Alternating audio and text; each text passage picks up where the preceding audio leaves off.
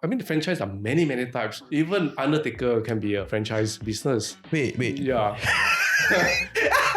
I'm sorry. Wait, Undertaker? You can be a franchise business, right? IT company, consulting company, laundry company, so many. As long as you have a perfect, proven system, you can franchise.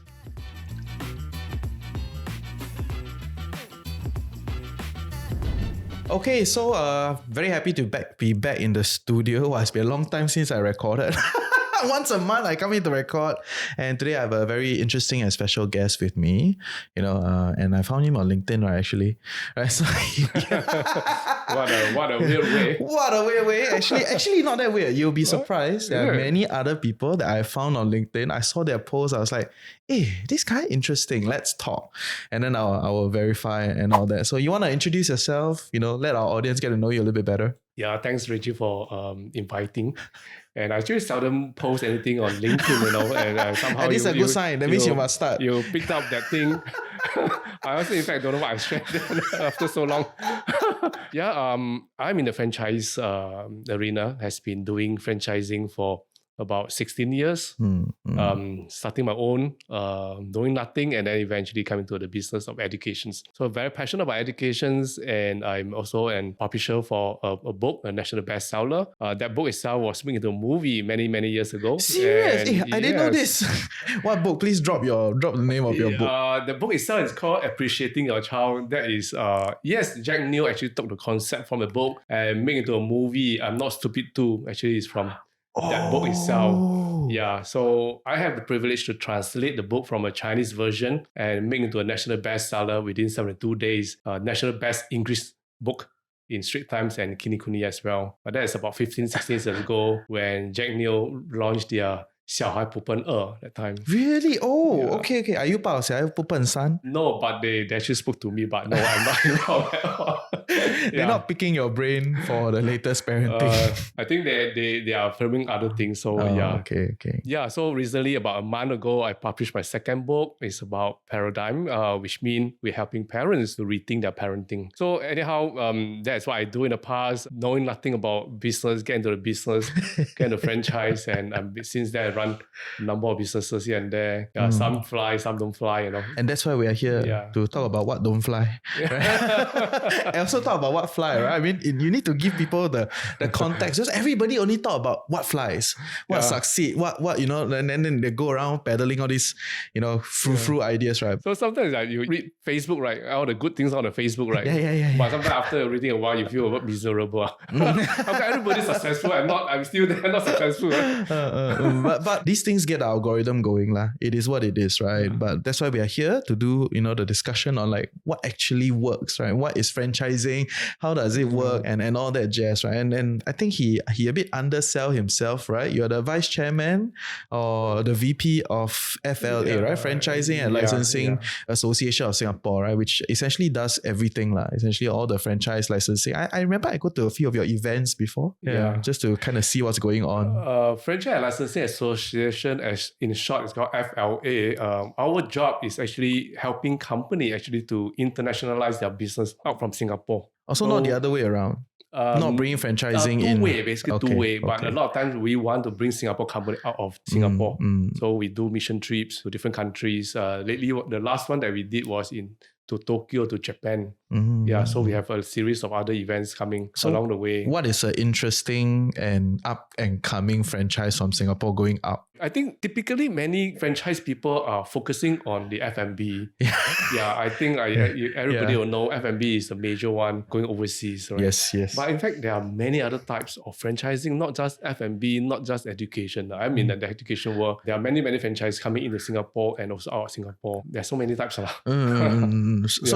I mean, what is the most interesting one in your radar at this point in time? Personally, I'm not looking for any franchising for myself because I'm already doing quite a handful of things in my plate already. I'm not thinking of. But actually, education company looking for us to help them to venture into Singapore. Recently, China company coming to see us. Previously, we have UK company coming to see us, So that is coming in, right? Going out. I mean, the franchise are many, many types. Even Undertaker can be a franchise business. Wait. Yeah.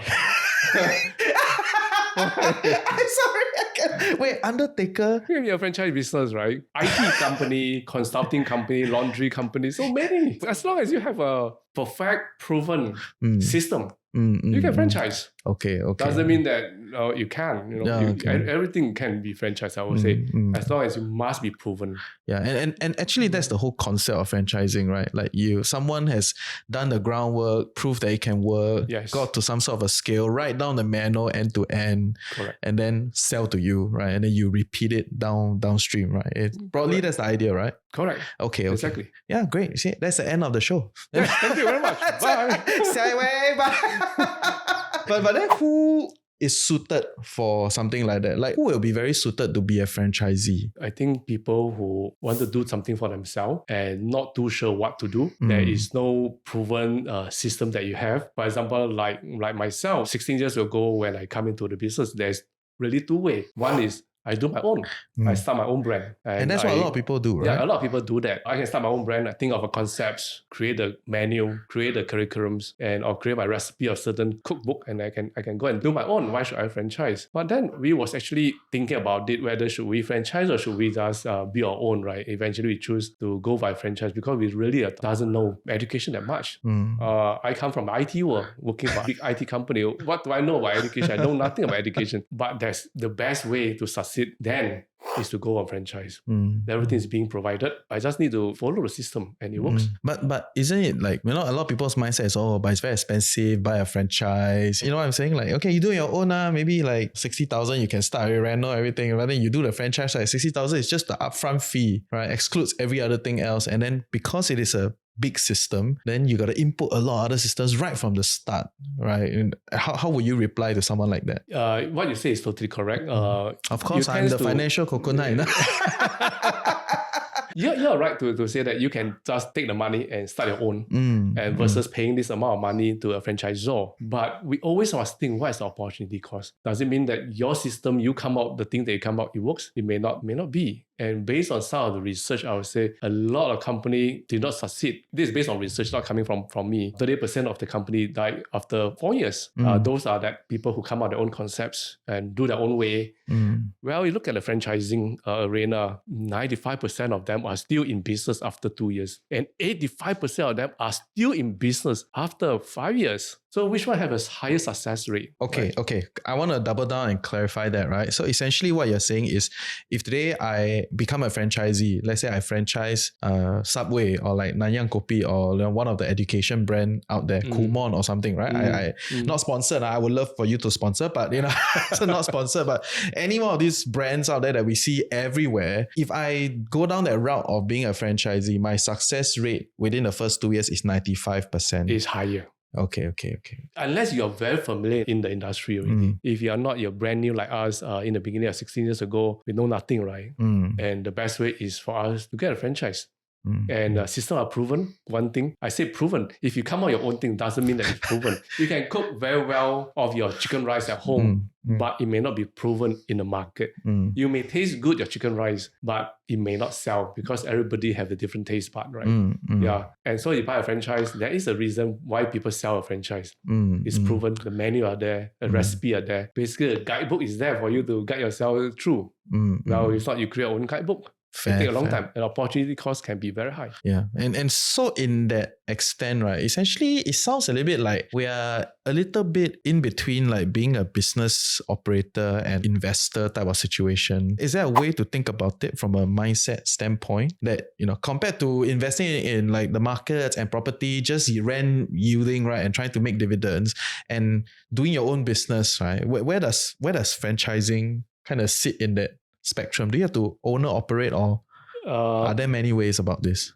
Okay, let's say you invest in property. I think we all know in That's Singapore, what everyone property, most of the time, I would say majority of the time you make money. There are people still lose money, I'm sure. But majority, there's a no-brainer. Everybody will go. But the upfront of investment is actually very high. Yeah, you can't buy a small property and then with just tens of thousands, you can start. No, you probably have to fork up 100,000 at least to buy a small property. But now a lot of them are going to co-living type investment. So there's another way of investment. The other way is you put your money in the stock market. Very liquid, that's true, but very high risk. So then next come the two. One is you buy franchise or you start your own.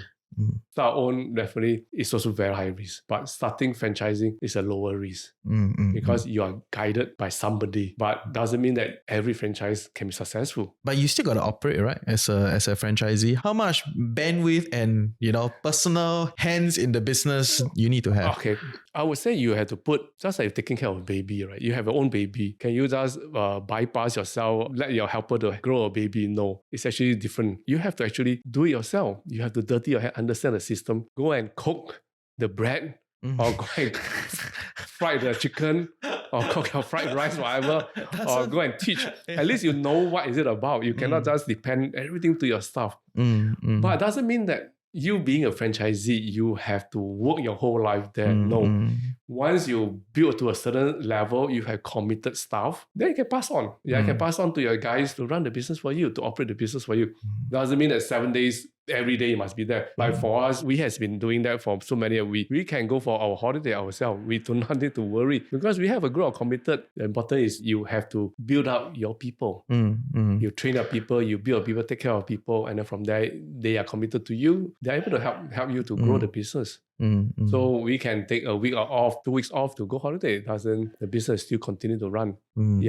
So the important is there's a system that franchise is there to help. The marketing material is there, marketing menu is there, the operation menu is there, everything is there. So imagine you don't have. I think in the beginning you have to 24/7. Yes, you are stay inside the kitchen or stay inside of school. Very stressed. Very stressed. And then you are not sure, and your guys are also not sure, and also not sure, leading not sure. So does it mean that a lot of time you're being wasted? These are all opportunity costs. Okay, but if I contextualize, right, I think a lot of our listeners, they will be like, middle high income earners, right? They make decent money, they work on very professional jobs, right? And then on the side, they got all this money sitting around, and then they are looking at like, okay, should I invest in property? Should I do stocks? Or should I do a franchise? Right? So we rule out the first two. We're not here to compare, right? But I want to understand a little bit, like, if I continue to hold a full-time job, very intense, work in finance, like in CBD, how will it look like for me if I franchise a business? This one is quite similar to my personal experience 16 years ago when I was working with a big IT company. I think it's similar things, right? Money is good and do not need to worry about money every day. Even you don't go to work, people still pay you money, right? When it comes to business, then we decided to make a change in our life, want to have our better control. We thinking, hey, doing your own business, you have a better control of your life. Yes, that is true. You can better control your own time, but that comes with a lot of stress. This month you got no income, you still have to pay your stuff. So we decided that we want to make a difference in our own life. And that's why we step out from a very stable job, good income, to something that we are unfamiliar with. So you never go through a transition period where you also hold the job? No, and I run don't. The franchise. I don't do that. I'm a person that once I decide I want to go full force. Okay, 16 years ago, my kids are very small. So we are actually looking for ways to deal with our kids. So then we're looking around and we found my gym and we found another concepts about parenting. So in fact, my wife actually decided to leave our job at the same time. Wow. Both in IT world. Wow. Probably very ballsy, our top of our career, I would say. Do you regret that actually? Because now you are a success bias, right? Like after you finish already, you succeed, you come out the other end, then you'll be like, wow, you can 感动天感动地. But if you wind back 16 years ago, you have 2 young kids, you and your wife both quit your job, do a franchise. Is that what you will recommend people to do today? No. I won't recommend people to take our kind of path. I would say what is a more managed path? Husband and wife go without a job and just throw everything away. Do something that you like. When I was doing that 16 years ago, people say, hey, you guys are nuts. I still think you're nuts. I still think you're nuts. One person should be working, one person should be doing the business. But we then decided that IT, yes, it's very good, very fast. But I think we just want to have better control and we want to do something that is meaningful in our own life. So I decided to be educations. But at that point in time, you've probably accumulated quite a good buffer financially to give us some context. Yes, you're right that we accumulated some good buffer. But when you go in the business, all your buffer all become no buffer. So what was your original idea when you went in? Like how much buffer you have in your head, right? To be like, okay, I got 3 years, I got 5 years. And then when you go into a business, you'll be like, oh my God, actually I only got 18 18 months. You know, like, is there something like that? To be frank, I don't have all these things in my mind at the time. But today, let's say I will do it again, or I advise the audience here, right? You must putting aside money that doesn't affect your family. Family is always first. Family first. So you put aside the money and you have to assume that this money is going to be totally lost. Then your mind is really in peace. Then you can go all the way to Chiong and make it successful. Very focused, razor sharp focus on it. Don't think about other things. And build. Yeah, but now if your money not enough, and then you're at the same time you're building, at the same time your family is chasing you for money, then you're actually torn in between. It's going to be very tough. Yeah. So I would not advise husband and wife go all out like us in the past. But we enjoy every moment of our journey along the way. Can't call together, right? Well, it's fun. Yeah. Okay. Never regret of going into business. Fair. I hear you. So then, I think one thing about the whole risk management of these moves, right? Going in and trying to do all these things. Give us a bit of idea, going into a business like yours, specific to the education franchise type of situation, right? How long do I need to be in the business, following the whole system, to get to a position where I can start to draw a decent pay? A lot of people will say that, hey, I do my own business, I don't draw pay. No, I think that shouldn't be the thinking. I think that the day one you go into a business, you draw pay. That reflect your real business performance. But then you don't draw an exorbitant number, right? You start a small little cafe, you don't draw $10,000 based on your IT job. Or if you can draw, I will join you. So you have to be fair to your business partner. If you have shareholders, you don't draw a big number. Well, a lot of startups, they draw big numbers. I know. So don't draw a big number. But you have to draw money. You shouldn't be doing for free. But ultimately, the business belongs to you. But don't forget, you have other shareholders. So you have to be responsible. Okay. But I said when? I said day one. Day one, okay. First month. Okay. Draw a small one slowly. When the performance is doing well, you draw a bit more, and then you give yourself dividends. Fair. That is a good view. If you don't draw money, then you're totally zero. Then you keep financing the company, your business. Then that is not the real reflection about your performance or your business. That is a good view, because I think a lot of people do have that thought that I do my own business. I don't take salary one, right? They listen to all the rubbish on the on the internet. It's like all these are big tech companies. They take $1 salary. That is their problem, right? They got huge flows in other ways. But you're running a franchise or like a smaller business, you're trying to start from that ground. I think some sort of a small pay is a good place to be.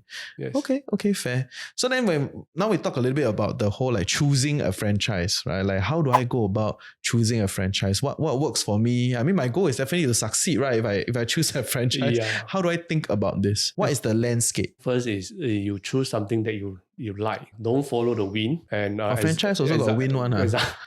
Example, right? Let's say you like undertaking type of job. I never said I like undertaking. I'm just shocked that undertaking got franchise. You do that kind of business, it's fine. It doesn't mean that cannot make money. You can also make a lot of money, right? If you're talking about money and returns. So choose something that you really like. For us, we like education. We go into educations. Like your podcast, because you're good in that. You do that as franchise. But then the win is that like everybody want to do F&B, but you actually don't like to cook. You don't like to eat, and you go and do F&B. I can tell you, the real success for you is going to be not that easy, because you really don't like. You go into the kitchen, you feel that smelly, you feel oily. Very hot. Very hot. Very wet. Aircon is only outside only, I tell you. Right? You go to the kitchen, no aircon. So how do you successful, right? Your people ask, hey, the chef, come into the kitchen, no, I don't go in there. So do something that you like. That is the first thing that you should choose. Okay. Can you help us elaborate the franchise ecosystem? Like, who is the franchisor? How does it work, right? Is there master franchise? Is there like a different tier to this whole thing? In franchise world, there are basically, make it very simple, there are 3 tiers. There are maybe more than that. So 3 tiers. One is the master franchise, which is a brand owner. Then the next level is the country franchise. So that, let's say Singapore, like we are the master franchisee of Singapore. But we don't own the brand. We just own the rights. So the rights belongs to somebody, right? So that's country master franchisee. Then the next level is called area developer. So in Singapore, it's too small. So we talk about Indonesia. So like Jakarta, it can be an area developer. So I can own the area developer rights for the whole Jakarta. then I can actually go inside there. I open up my own outlets. We call it sell-own outlets. And then you can actually sub-franchise. It depends whether you can sub-franchise. Some franchisor will not allow you to sub-franchise. Some will allow you to sub-franchise. It really depends on the franchise agreement rights. But the master franchise can sub-franchise. You know what I mean? So master country, area developer, and the next level is called a single unit franchise. So a single unit, you can just open one. Okay. Very simple. Like if I'm Tampines, I open in Tampines. I cannot open in somewhere else. If I want to open somewhere, you go and talk to the master again. Can open a second outlet in Bedok, example. Right? Okay. So you can, from there, you can own multiple units. So some people do multiple units. Okay. For clarity's sake, right? So there's the brand owner, right? The franchisor. All right. So they decide the processes, the branding, the manual, the SOP, everything, all they create one. Right. Yes. So then after they create this thing, they go out to look for franchisees, right? People that want to franchise, right? And then the first layer, which is the biggest layer, will be the master franchisee, right? Or the country franchisee, right? Which is you, right? Where in this brand that you own. Okay. Then after that, if the country very big, then you can have area developer. So like a smaller franchise within a region, essentially, right? Yeah. And then you go further down, then you're a single unit owner. Yes. Right? Or single franchisee. Yes. Okay. So master, area, and then single, right? Essentially that's the idea. You graduate. Yeah, okay, thank you. Yeah, FLA can engage me. Yes. Please talk to him. Yeah, please talk to me. Yes. Yeah. Okay, so, if my context is the same, so I'm a young professional, I have some money sitting around, and then I want to do franchise. What kind of franchise structure should I go into? Should I do the master franchise of a brand, or should I just go on a single franchise, of a much bigger brand? Because that is what I expect, right? So different level, the 3 level there. If you go to highest level, which is country, definitely the franchise fees is a lot more. What are we looking at? Typically 6 digit and a lot more, right? Then you come to the second level, area developer. It can be also a 6 digit, but maybe a lower 6 digit or 5 digit. So the first 6 digit is the very high one, close to the 7 type of 6 digit. Correct. Okay. Let's say you buy a very large brand, right? The whole entire country definitely has to charge you 6 digits, sometimes 7 digits. Then the next level is area developer lower value, and then this last is single unit cheaper. So it really depends. 2 things you have to depend. One is your aspirations. Yeah, if you want to have smaller aspiration, then don't go for the bigger. You go for a single first. Yeah, as you gain experience, then you go for the next level. Yeah, then depends on whether the country has already a master or not. So if the country already have master, then you cannot be a master anymore. If the Jakarta already have an area developer, the country rights owner may not want to give another rights to the area developer. So you lost that. So it really depends on your aspiration. You want to play in the World Cup, you better better back up. Right? Play in Singapore, small little S-League. Bedok Stadium. Then you have Tampines Rovers. It depends on your aspiration. And the cost, in fact, whether you have the investment, the financial capabilities. Okay. Give us a bit more color on the master franchise. Let's say I'm trying to be a master franchise of an education brand like yours, right? Other than putting up the fee to buy the franchise model and the whole SOP, everything, are there certain other things that usually they will make me do, like open a training center or something? Be part of the back end process. Yes, definitely. So once you're a master, right? Even area somehow can be quite similar to a certain extent. Sometimes they will ask you must have a training center. Like Jakarta is very big. They need you to have a training center to train the people. If not, you make your own one or the center be a training center. That's fine. Then you are asked to commit to a number of outlets. It can be 10 outlets, 20 outlets. It depends. It really depends on the brand and depends the market acceptance. How many outlets can be in one locations, in one area, or in one country. So there's a commitment. If you can't reach a commitment, the brand owner may say that, hey, thank you, we have to find another person. So there's but they always give you a certain period. It could be 10 years, it could be 15 years. It really depends. Okay. It will not be a short number of years, but it's typically 10, 15, 20 years, that kind of time frame. Okay. And then based on what the brand owner wants, you come to arrangement. Can negotiate, all right? These kind of things. Yes. Okay. So then something like a Waffle Town, let's say they only have one outlet here. That is also a franchise, right? In that sense, are they like a country manager or are they just single unit? Single unit, just basically you just manage your own particular unit. You do not need to have country manager. No need why you are just single unit. Why would you have country manager? You just have a branch manager, which is yourself, or you appoint some branch manager to manage your outlet. That's all. Okay. Hey, welcome to the Financial Coconut Podcast Network. I'm your host, Reggie, aka your Chief Financial Coconut. And if you're loving what we're creating here, like, share, subscribe, share with your loved ones, comment in the comment section below. And yeah, we'll see you for great content on Chills with TFC. So then if I decide to be a single franchise owner of a much bigger brand, right? Let's say something like, I don't know, Subway, 7-Eleven, Kumon, I don't know, one of those guys, right? Yeah. Like huge brand. I just want to be one of them. What is my expectation going in other than the franchise fees? And how much will it cost actually to do a franchise? I do not know their franchise fees. So I'm not here to sell for them. Yeah. We're not. But you want me to sell for you, you can kind of DM I think me. you have to approach the brand itself. Yes.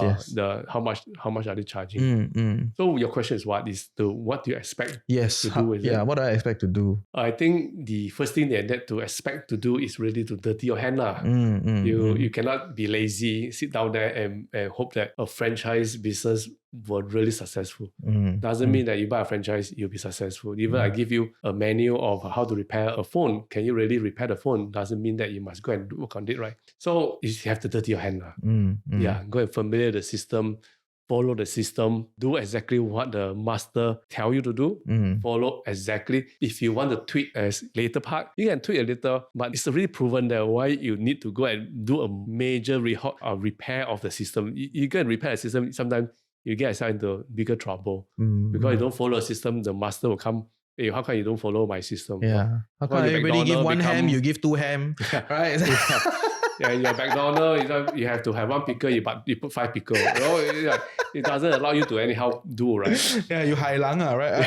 Other franchisee will come and attack you. So no, you follow the system because it's already worked. In Singapore, it has already worked in the worldwide. Then why you need to go and make too much changes? And in the franchising structure, usually there is some sort of a upfront fee and then there's some sort of a royalty or something. Is that how everyone works? So very common, typical franchise payment is 3 fees.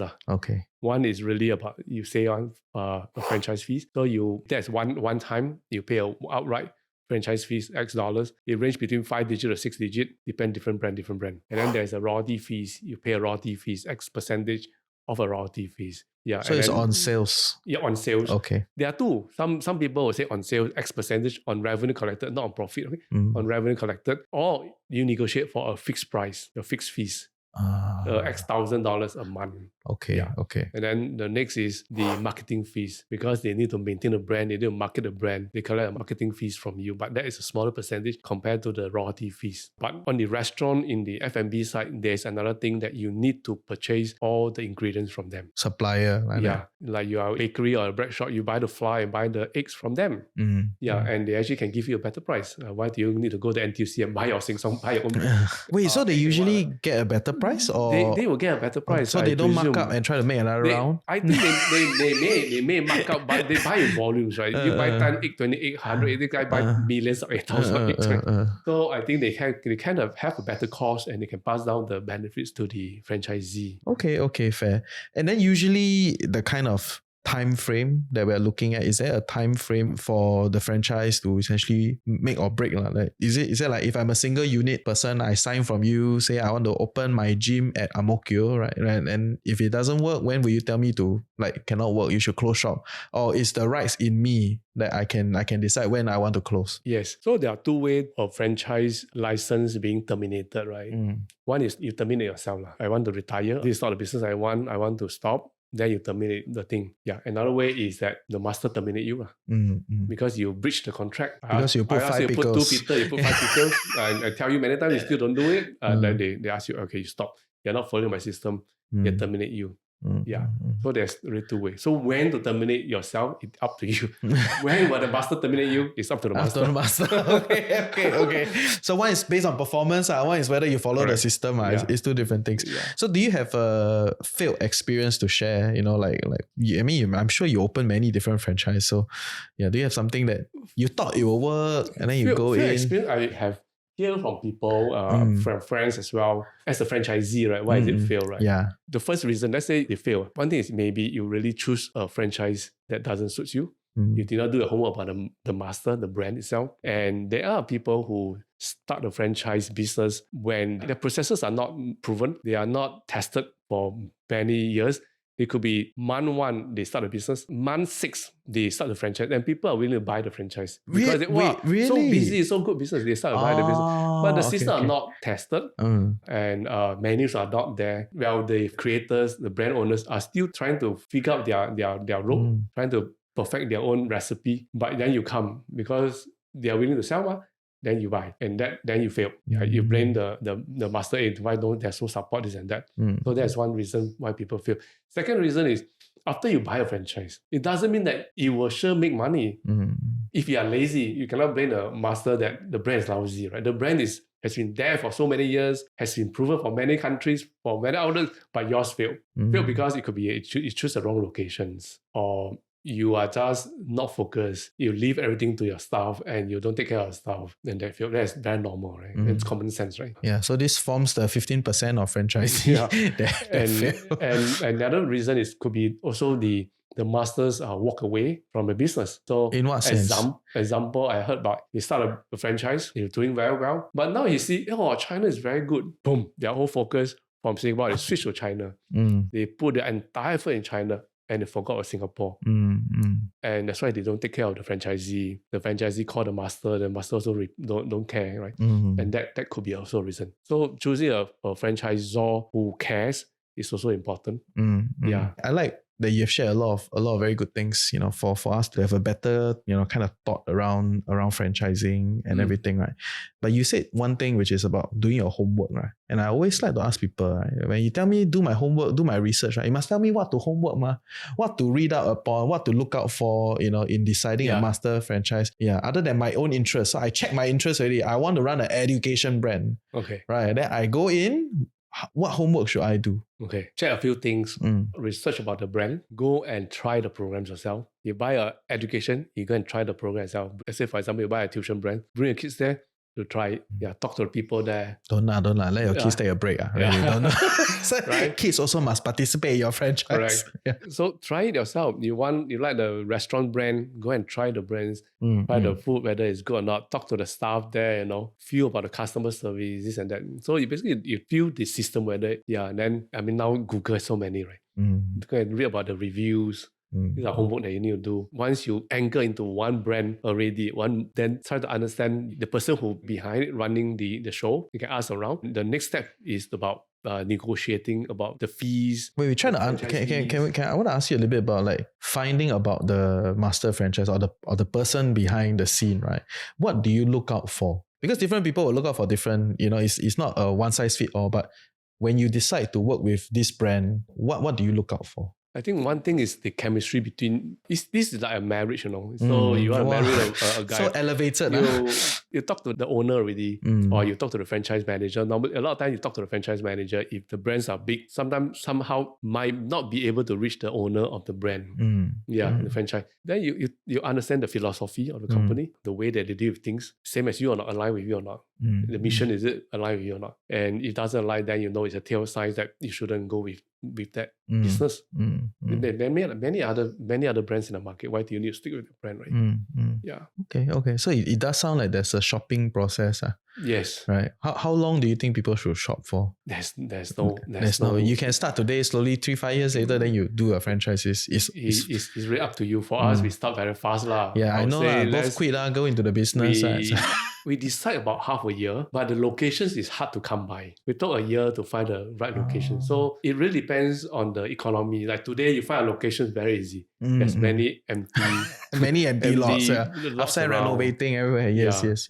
By the time when we're in, it's really packed. There's no place. Okay. Yeah, it's not easy. Yeah, it's good. And I think that has a lot of composure involved in knowing that this is not the right location. We tarik first, I cannot just go in because the numbers are not small, right? Don't rush. Don't rush into it. Okay. Yeah, this is like you finding outlets. Like some of the business you do not need to be location based. Like you run IT consulting or marketing agency, anywhere you can, right? You don't need to find a specific location, right? Not a retail. Yeah, fair, so fair. that is easier. Fair. Yeah, I saw. I went for one of your event. I saw, wow, security also can franchise, right? Like all the cameras, everything. So, wow, very interesting. Okay, please head for the event. Check it out. They always got interesting things. Dance school, everything you can think of, and many things you cannot think of, you will find at FLA Fair, right? And not sponsored, Okay, next time they must sponsor us, right? Ask us go and film, right? Okay, but are there certain numbers, right, that we should crunch when we are looking at a franchise? Like, is there a certain model of like, okay,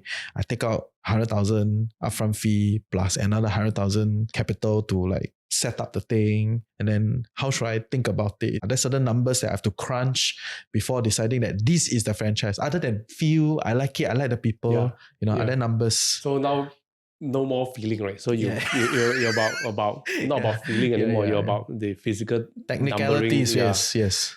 First thing is that whether how much money you fork out. So let's say you have no money issue. Now you look at the accounting, financial side, whether you can return or not. I think everybody will want a ROI at the shortest time possible. Yeah. Right. So it depends. I cannot tell you how long it takes to ROI or return on investment. Like our business, we are pretty fast. We return investments in the first 1.5 years, I would say, at that time, 16 years ago. Okay. When there was not many of these, now the whole area is filled with. So we return all our principal, right, to our shareholders, right? But today, it takes about 12 months or sometimes 1.5 years. That kind of things. It's still quite fast, right? Or people could go up to 2 years. Okay. Yeah, it depends. Yeah. But that's the parameter of thought. Yeah. About 1 year, 1 to 2 years. Return investment. You should get back your capital and all so that. Another one is that you also look into the cash flow, whether how long it takes to churn out a positive cash flow.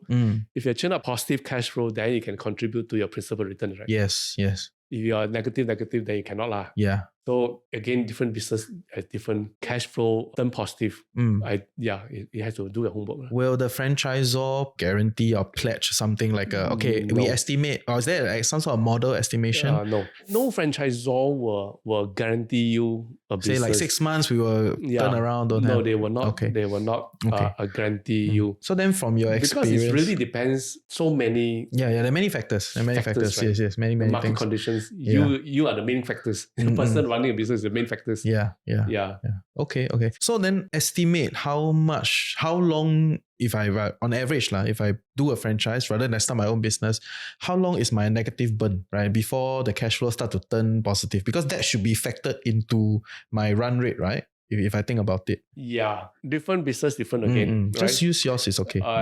Like some of the business, the first month it can be turned positive. Right? Oh. Month 1 can be a positive cash flow. Month 2 can be positive cash flow. So it really depends. Yeah, some people who take 6 months to be turned positive, 9 months as well. But these are the questions that you should ask the master franchise, right? When you talk to them, you can ask them. So based on their experience, they will say, third month I can do a positive cash flow. So it really depends.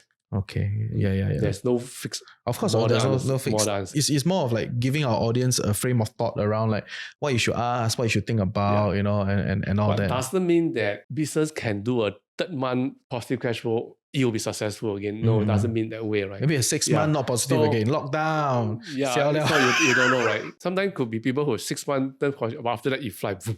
There is always a period that you need to camp. Okay, camp. You need to camp there. Must camping one. So you need to put aside some kind of working capital. So how much are we looking at from are we when we talk about putting aside working capital, are we thinking it from a month to month kind of basis? Like, is it a runway type of view, like 12 months, 18 months? Is it like that? Yes. I would suggest normally you have to put minimally, I think, 6 months of a burn rate there. Okay. Yeah. Do you use up all the 6 months? I say will not be because every month you got revenue coming, right? Yeah. It doesn't mean that every zero income for 6 months, then you chala already. Cannot be. The third month you should call your franchise already. Like, it can last you a long time. Okay. You put 6 months, normally it lasts you much longer than 6 months. Okay. Yeah. So essentially, my estimation of how much I need to go into a franchise will be franchise fee, the setup cost, and at least a 6 month kind of runway for working capital. And then this whole thing should add up together as the amount of money I should prepare when going into it. Yes.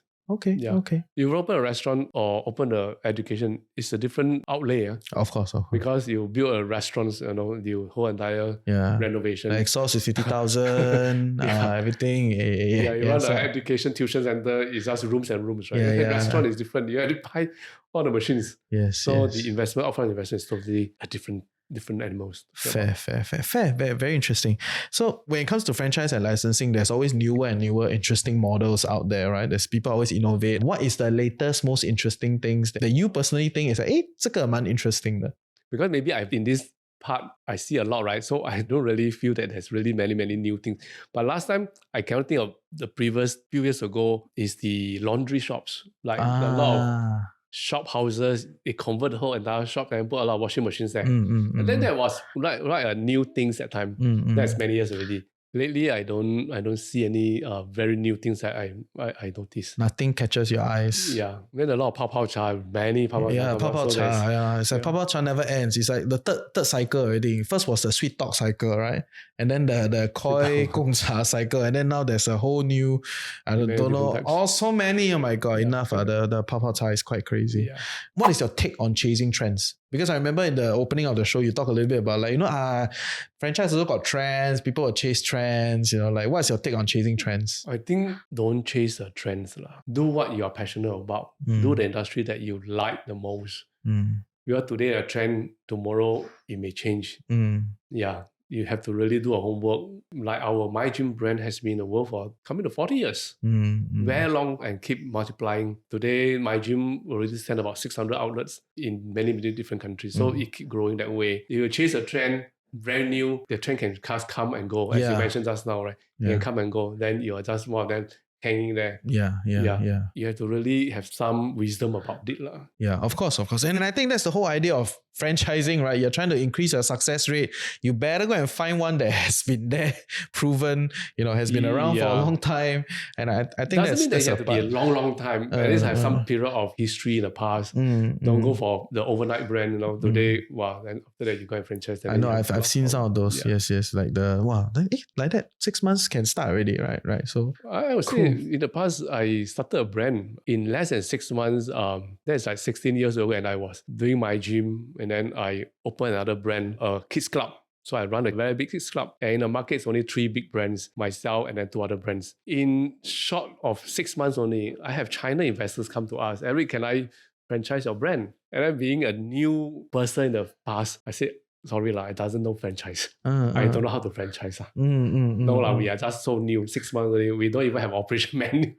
So we turn them away. Yeah, so you have to do the homework. Okay. Fair. Cool. I think you've shared a lot. So hopefully our listeners after listening have a better frame of mind when thinking about franchising and all that. It's an easier way. It's an easier way. And the success rate is higher. You want to shout out for the next FLA event? Is there anything you want to go and visit flasingapore.org. And if you're looking for a franchise that you want to buy, interested about franchising, go to flasingapore.org. The next coming show is there, and there are many brands inside there. Go and do a shopping inside the FLA website and go and read about it. I'm sure you'll get a lot of information inside there. If you're still not sure, give FLA a call. Write to us in FLA. Great. Are you still looking for a single franchisee, or you also run the whole thing? I'm more looking for a country franchise for different countries. Like Indonesia, we are trying to get into Indonesia. Trying to get into Malaysia and Philippines. So we are looking for a country-specific partners, a long-term partner that we can bring My Gym into a different height in those countries. Singapore is being very small, but those countries are bigger. Bigger market for us. So drop your email. What's your email? You can write to me at Eric Lim at mygym, MYGYM, very simple, mygym.com.sg. Yeah. Nice. Thank you. Thanks Eric for coming Lim, on the show. yes. Lovely. So what is your best and worst investment you've ever made? Worst investment, I think, to me, is my stock market. I lost a lot of That's money why he in franchise. Because really, in the stock market, you are not in control. No? You cannot control the economy. You cannot control how the company do things. I lost money. So zero-sum game, right? Stock market. I lose money. Somebody have take my money away off the table. Right? So franchising, doing your own business, is I can control. I like the control. Yeah. Okay, nice. So what's the best investment then? My gym. I think best investment to me is in the education. I see so many. My gym is one of them. Even my own mission of parenting movement, that's another very good investment that I see life being transformed. I see children growing up with us healthily and with a positive attitude. And in my parental movement, we help thousands and thousands of parents to become very, very good parents. So that's the best investment. For money wise, that's from the returns of investment, like the people are having transformed. That's the best investment. Nice. Okay. Last question. One place you learn that you think is underrated, right? It can be a particular book, it can be a website, a YouTube channel, it can be a podcast. Any one place you learn that you want to shout out for that you think more people should know about this thing? Coconut. So, it's fine. Many people know already, right? Don't need to shout out for us. But oh, yes, I have one. This book called Halftime. Halftime. Yes. Okay. Who wrote it? What is it about? This book, you go and check Halftime. This book is a fantastic concept that all of us should know. It's about talking about how do we transform ourselves from a success to do something that is significant. So like in our career, right, you will grow your career, become very successful, or do a business, whatever, to a very successful stage. And then after that, you will surely drop. Everybody will have to drop. Your age will catch you out, right? You go up there and you will drop. So before it drop, we create another curve called the significant curve. That significant curve will bring you up to a next level of success. And doing something that is significant to your life, to your family, and to other people's. It's not about your success. It's not about other people's success. So underrated because still have many people doesn't know about Halftime. Yeah. Nice. Okay. Shout out to Halftime. Yeah. Yes, Halftime. Thank you for your time.